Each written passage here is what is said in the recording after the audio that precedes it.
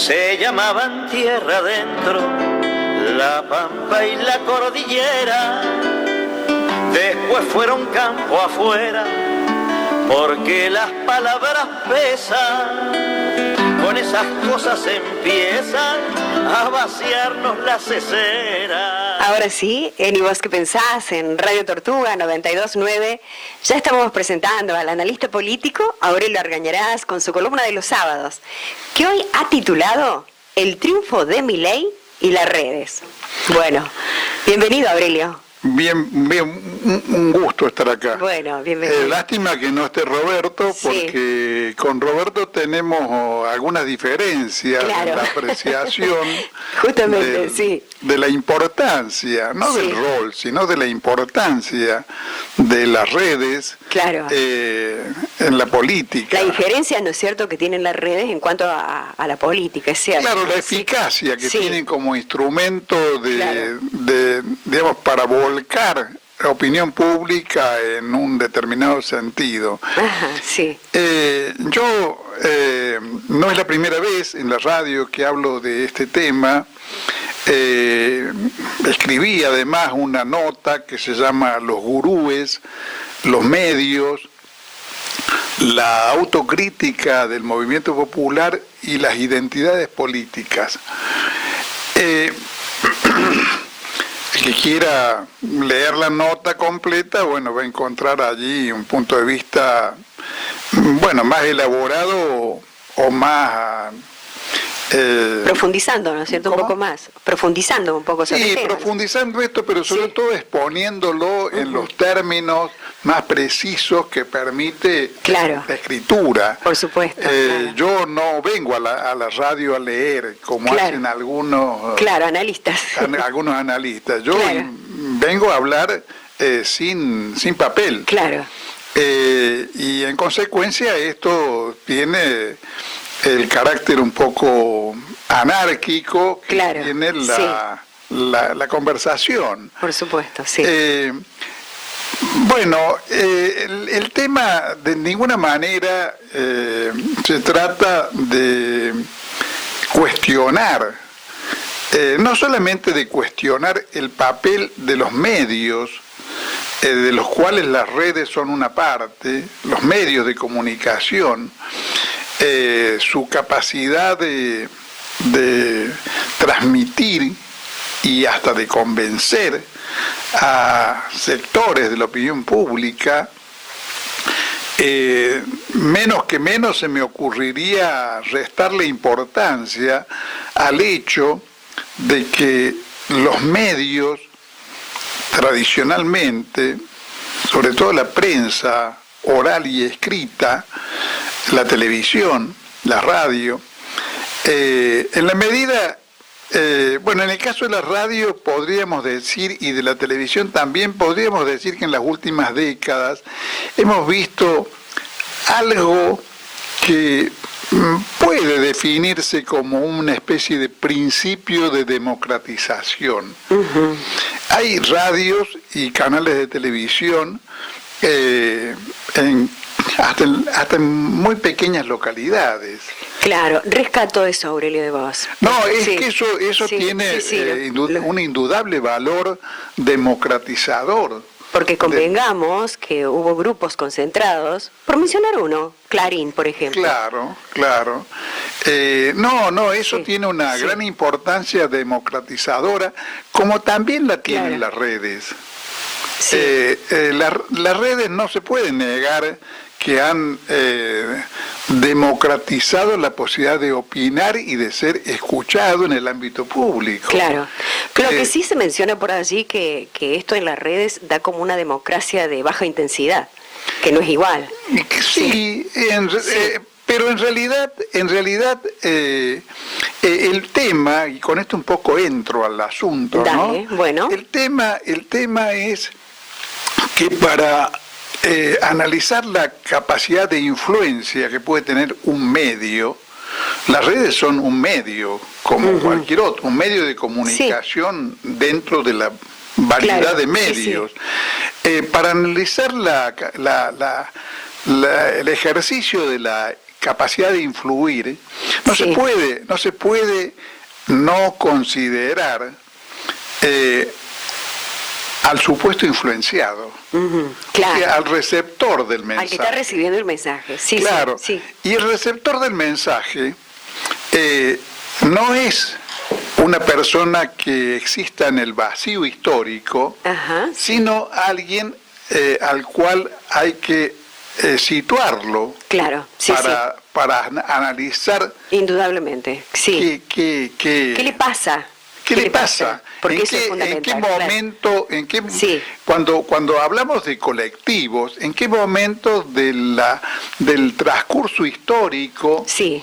esas comunidades, esas colectividades, esas clases sociales, esos sectores están existiendo? Sí, Y esto yo no me he cansado de comparar esto con la relación que existe entre las pestes sí, y los candidatos a ser empestados. Y cualquier persona sabe por Sí. experiencia, sí, aunque no sea médico o médica, que digamos que la capacidad de las pestes para actuar sobre las personas y depende en altísimo grado de su sistema defensivo. inmunológico, claro. Claro, Sí. del estado de su organismo. Claro, Si el el sistema organismo- de defensas que tiene. Claro, si el Sí. organismo tiene buenas defensas, Sí. es más, por lo menos es más difícil Sí, totalmente. que sí. penetre la peste. Claro, Y yo lo que quiero subrayar, o he intentado en esa nota Sí. que hice, las veces que he hablado acá en la radio sobre este tema, es señalar que no se puede tratar Sí. al oyente o al lector como un sujeto pasivo que recepta Claro. que recepta acríticamente lo Claro. que recibe. Por supuesto que hay personas que tienen más capacidad crítica que otras, que claro. tienen más formación, Por que supuesto, tienen, bueno, sí. que a lo mejor sean más difíciles de influir. Claro. Pero si uno se... Te saco a lo mejor un poquito del tema. ¿Tiene que ver eso con la batalla cultural? Tiene que ver con Sí. la batalla cultural, pero también tiene que Sí. ver con cosas que no son acciones humanas Ajá. premeditadas, porque una batalla cultural es algo que se libra conscientemente, Seguro, con sí. buenas o malas Bueno, armas, por pero es supuesto. algo, es una acción. Sí. Hay cosas que si bien en definitiva todo lo humano termina haciendo acciones, Claro, o dependiendo de acciones, hay cosas que ocurren sin premeditación. Claro. Sí, sí, sí. Hay muchas cosas que ocurren sin premeditación. Creer que los influencers Sí. o las clases dominantes o el periodismo, los comunicadores o los políticos pueden manipular a la opinión tan así omnipotentemente, es un error grave. O sea, ¿ejercen cierta influencia o vos descartás por completo? No, yo no descarto por completo. Claro. Yo lo que digo es que la eficacia Sí, que logran sí. Depende de factores que los comunicadores, sean políticos, sí. sean periodistas, no controlan. Por ejemplo, Sí. un ejemplo argentino claro. Bien, perfecto, Desde sí. 1955 en adelante, durante 18 años, todo el sistema de comunicación Sí. existente en aquel momento, propagaba la versión de que el peronismo había sido una especie de fenómeno aberrante, Sí. de que el general Perón era un tipo que se había quedado con el dinero del argentino, que todo su sistema era una promesa falsa, se hablaba del demagogo, sí. Se lo atacaba desde todo tipo de ángulos. Fascista le decía. Sí, todo eso le decía. Y sin embargo, ese mensaje no lograba perforar la conciencia de las mayorías argentinas que estaban identificadas sólidamente con el peronismo. Sí. Yo voy a hacer una pequeñísima aclaración, dale, sí. Que es la siguiente. Dale. Porque creo que viene al caso. En aquellas épocas, las mayorías eran peronistas. ¿Y cómo habían resultado siendo peronistas? No es lo mismo votar al peronismo que ser peronista. Esa diferenciación está bueno establecerla. Claro, sí. Porque uno puede votar. Yo no soy peronista, pero y una cantidad enorme de veces he votado al peronismo. O sea, ahí está muy presente la ideología, Aurelio, esto de decir ser peronista que votar al peronismo. No, porque uno puede votar al peronismo o a cualquier otro partido sin mucha convicción y simplemente porque considera que es el mal menor. Claro. O porque es lo menos malo que hay. Menos malo, sí.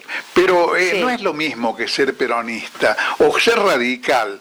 En Córdoba particularmente, durante décadas, si había elecciones, el voto era radical o peronista. Inclusive eso lo vimos en el 83, en el 85. Claro, sí. En el 85, me acuerdo, fue asombroso para los opinólogos en general, claro, que el partido intransigente sacara creo que el 4 o el 5%, claro, porque fuera del radicalismo y el peronismo, el resto de los partidos podían sacar el 1%, pero no más. Ese bipartidismo no dejaba lugar para... No dejaba lugar, pero no dejaba lugar porque las adhesiones del electorado eran fuertes, firmes. No estoy juzgando si estaba bien o estaba mal, estoy diciendo cómo eran. ¿Cómo eran? Eran así. Eran así. Digamos, la gente decía, yo soy peronista y igual en las elecciones votaba al peronismo. Yo soy radical en radical. Claro. No estaba mirándole el perfil al candidato. Si era, no. Votaba a lo que se llama su partido. Voto mi partido. La política estaba ubicada en un lugar importante en ese momento. Es que además cabe aclarar que durante mucho tiempo esos dos partidos, el radicalismo que provenía de la época de Irigoyen, se había desdibujado mucho de su carácter nacional y antiimperialista que tenía en la época de Irigoyen, pero seguía siendo una especie de representación fiel de la gran masa de las clases medias argentinas. Representaba las clases medias. Las clases medias sobre todo, claro. Las clases medias argentinas eran radicales y el radicalismo les era fiel. A ellos. Claro, les era fiel. El peronismo representaba sobre todo a los trabajadores, a la clase obrera, sectores también de clase media, sobre todo del interior del país, algunas minorías dentro del mundo del empresariado. ¿Hasta cuándo le fue fiel? Mirá la pregunta que te hago, pero hasta Balbín. Eso así con esa firmeza. De defenderla lo vimos hasta el advenimiento del golpe militar del 76. Claro. El golpe militar del 76 empezó a crear una nueva Argentina, digamos, donde todo eso se iba deshilachando. En el caso del peronismo, entre otras cosas, porque la política indiscriminada de importaciones de Martínez de Hoz destruyó ramas enteras de la industria argentina. Como ahora. Como ocurre ahora. Como ocurre ahora. Claro, entonces disminuyó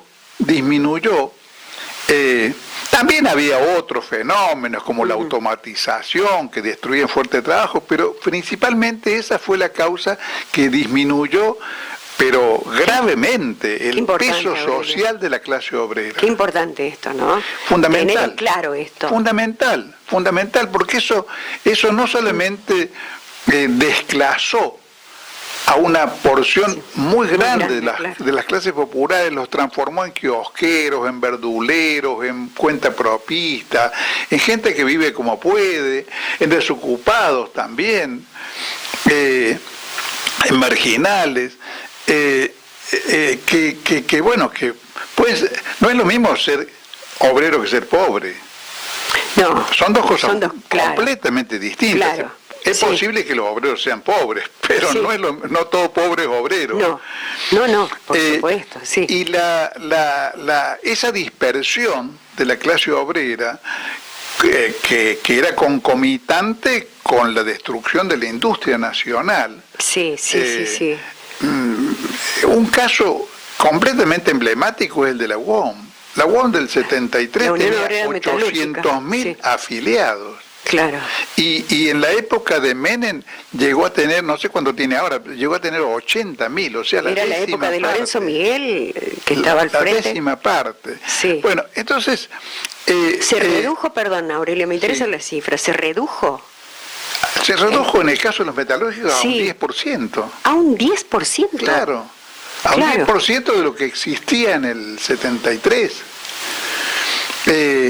Y eso no solamente significa una modificación de la estructura social, sino tiene una repercusión muy clara sobre el sistema político. El peso que tenían los sindicatos, el movimiento obrero en el peronismo, en la década del 70, no lo recuperaron nunca. Nunca más. No. Porque la clase trabajadora, que es la base de los sindicatos... Fueron perseguidos también. Pues, fueron perseguidos, o sea... Sí, pero lo estructural... Sí. Porque la persecución, sí, fue muy importante, claro. pero es de alguna manera un episodio. Sí. Pero lo otro no es un episodio, lo otro es estructural, perdura. Claro, perdura. Claro, permanece en el tiempo. Claro, claro. Hubo algunos momentos de recomposición parcial de la estructura industrial del país, pero nunca volvimos a ser el país del 73. Un país que, por ejemplo, tenía 100.000 ferroviarios. 100.000 ferroviarios, mirá. Claro, y no sé, no tengo cifras sobre los ferroviarios actuales, pero creo que no deben pasar los 10.000, como mucho. Como mucho. Sí. Bueno, y sobre esa situación, bueno, a su vez, esa situación, la emergencia del golpe militar, cívico-militar de Videla y Martínez de Hoz, bueno, fue la conclusión de un proceso político de crisis y enfrentamientos internos del movimiento peronista. Sin lugar a dudas. Y de descomposición, de confusión, estaba la muerte de Perón de por medio, que fue algo decisivo. Y lo que siguió después. Y lo que vino después. Claro. Lo que vino después. Sí. Y a tal punto, eso fue creando una situación desconocida en la década del 70, que en el 83 el radicalismo, que nunca le había podido ganar al peronismo una elección, ganó las elecciones. El radicalismo, en los tiempos en que mientras vivió Perón, podía sacar el 25% contra el 60% de votos peronistas. El peronismo más que lo duplicaba. Bueno, en el 83, los que quieran leer los libros de historia o los que nos recordamos, voy a ganar la Alfonsín ganó las elecciones. Claro.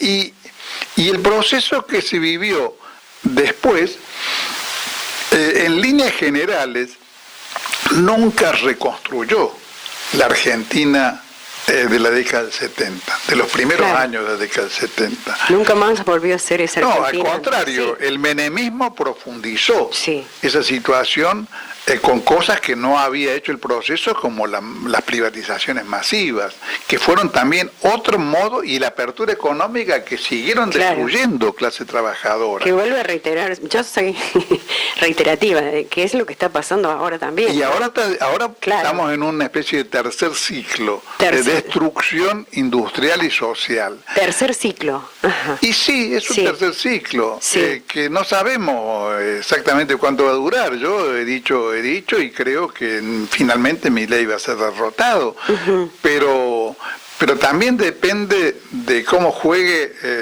los demás ajedrecistas. Claro, porque él no va a jugar solo, indudablemente. Claro, Claro. que no juega solo. No, claro. Ahora, hasta el momento los otros ajedrecistas están jugando tan mal que uno Claro. tiene la impresión de que lo único que puede voltear a Milei es el derrumbe de este esquema, este nuevo esquema. También es la tercera vez que vemos un dólar Planchado, sí. planchado, Sí. que es un dólar absolutamente dañino Claro, para el país. porque no es real eso. Claro, salvo para el que Sí. quiere vacaciones, quiere y puede, Y puede, vacacionar afuera. Claro. El dólar es una desgracia, porque significa que entra menos dinero a la Argentina, o entran dólares, pero los dólares valen menos. Claro. Significa que la importación se coloca en una situación privilegiada para competir con la producción interna, significa una serie de cosas. Claro. Bueno, pero el tema es que para volver a lo que es el La tema de columna. la columna, Sí. el tema es que todo ese proceso ha generado un desdibujamiento de las identidades políticas. Y en ese desdibujamiento, donde ya en el 2001 dijeron que se vayan todos, y ya no se puede hablar de que hoy por hoy hay porciones considerables del pueblo que se identifiquen como peronistas o radicales.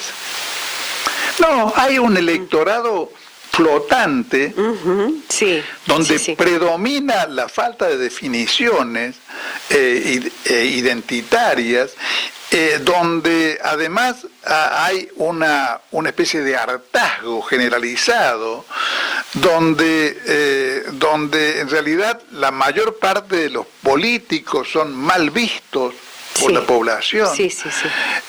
Y en ese contexto, claro, aparece un aventurero como Milei, prometiendo el cambio y sin antecedentes que lo condenen como parte de la casta, y bueno, y gana las elecciones. Claro. Ujú. O sea, ahora, Milei es el resultado, ¿no es cierto? ¿cómo? Milei Milei es el un resultado Sí. de ese proceso Sí. de descomposición Claro, sí, político-social de la Argentina. Ahora, es cierto, eso para los partidarios de la tesis de la importancia de las redes, es cierto que en la campaña de Milei el uso de las redes tuvo una significación muy importante, pero no hay que olvidar que una buena parte de la explicación de que así sea es que Milei tuvo un particular atractivo Sí. para la franja etaria que está entre los 16 y los 25, 28 años. O sea, allí tuvo una influencia particular, y la sigue teniendo. Todas las encuestas Sí. cuando muestran la opinión dividida por edades, dan la franja más favorable a los libertarios entre los chicos que tienen, o jóvenes que tienen entre 16 y 25 años. Y, casualidad, esos chicos Manejan las redes. Claro, para esos Mejor chicos las redes son más importantes que el diario o la televisión. Claro, sí. Es más, Sí. hay muchos pibes que no ven televisión, ni siquiera televisión. Ya no, es que la televisión ha dejado de ser algo Pero importante para ellos, sí. Pero además, no se puede ignorar que esos datos que muestran unánimemente las encuestas, hay que también leerlos en un marco en el cual el deterioro de la imagen de las instituciones argentinas es generalizadamente pésimo. O sea, nadie hace encuestas sobre lo que la gente opina de las redes, porque las redes no tienen dueño, entonces no tienen identidad, de alguna forma las compartimos todos. Pero cuando le preguntan a la gente qué confianza o qué opinión le merece el Poder Judicial, los diarios, la televisión, los periodistas, los políticos... Hay una encuesta que también preguntaba, para usted, ¿quién es la casta? Claro, muy interesante esa. Pero todas esas instituciones son reprobadas por la sociedad argentina de una manera impresionante por los porcentajes que están en el orden del 70%. En el caso de la justicia, los que no creen la justicia son como el 85%, el 90%. Pero nadie, no se hace un gran debate ahora no. Y que es importante, Aurelio, uno de los poderes, de los pilares de la democracia es el Poder Judicial. Uno de los pilares no solamente de la democracia, sino los poderes de las instituciones en general. Claro. Porque la justicia ha existido y no ha tenido, conste que no ha tenido esta imagen tan negativa, incluso durante periodos de gobiernos militares. Sí, y ahora es donde estas encuestas están revelando. Ahora lo tiene, ahora la opinión sobre la justicia es pésima. Bueno, y entonces, ¿cómo es esto? O sea, la gente no cree en los políticos, no cree en el Poder Judicial, tiene una mejor opinión, por ejemplo, de la Iglesia, tiene una mejor opinión, aparentemente la mayoría tienen una buena imagen de las universidades, pero tienen mala imagen del Poder Judicial, de los políticos, del periodismo, de la justicia, o sea, de las instituciones más importantes de la República.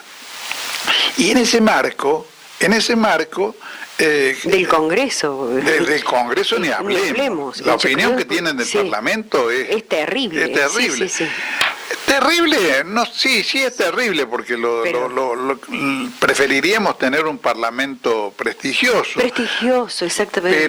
Pero guarda, preferiríamos que el Parlamento fuera prestigioso por ser patriótico. Claro, porque se puede ser prestigioso. Si es un parlamento horrible como el parlamento actual, lleno de corruptos y de gente que no saben, que no tiene un proyecto, inclusive uno de los mejores no tienen un proyecto nacional. Bueno, mejor. La verdad que se merecen la falta de prestigio que tienen.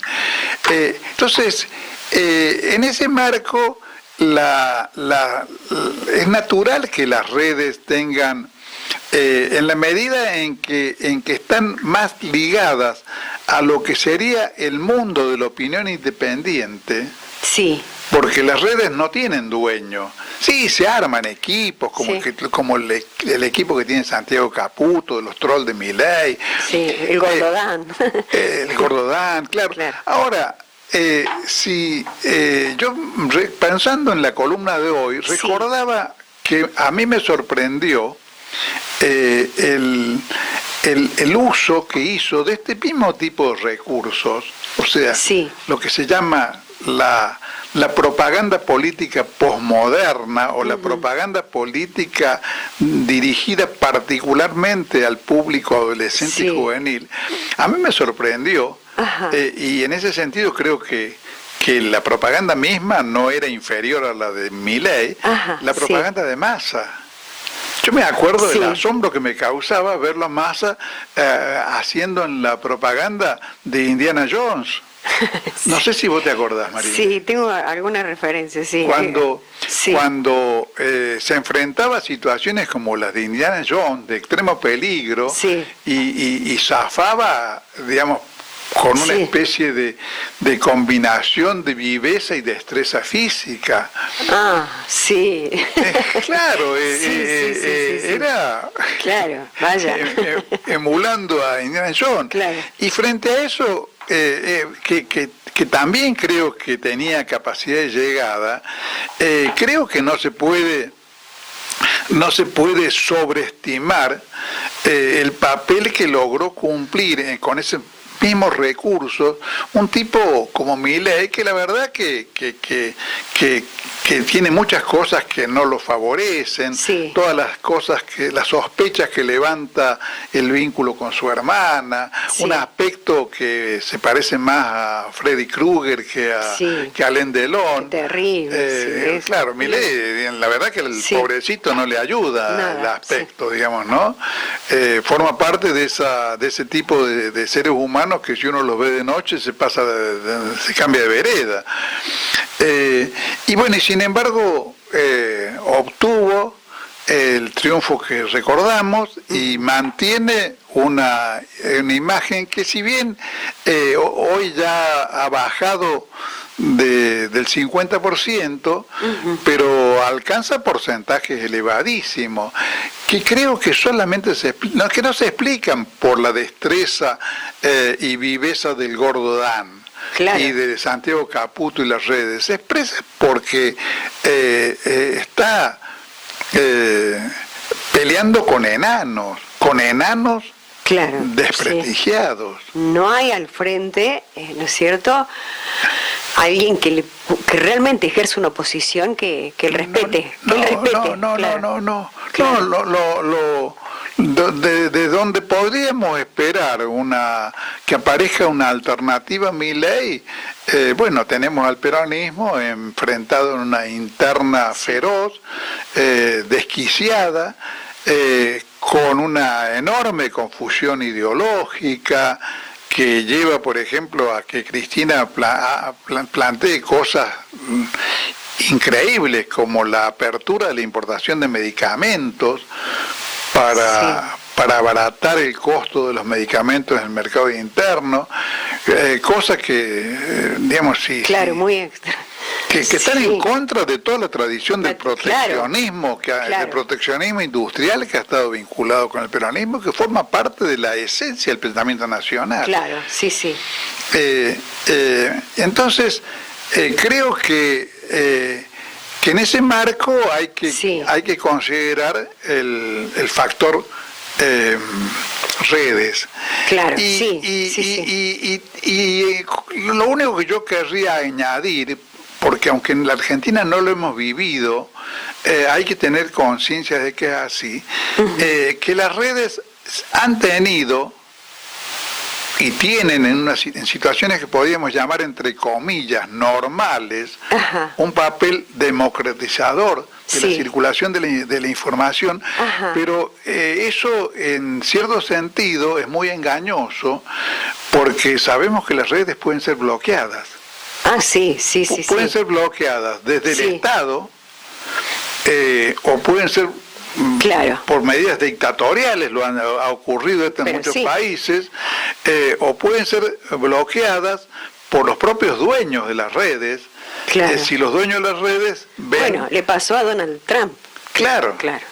Le pasó a él, al presidente, a quien fue presidente de Estados Unidos. Pero no es algo que estemos imaginando. Claro, mirá si va a pasar. Claro.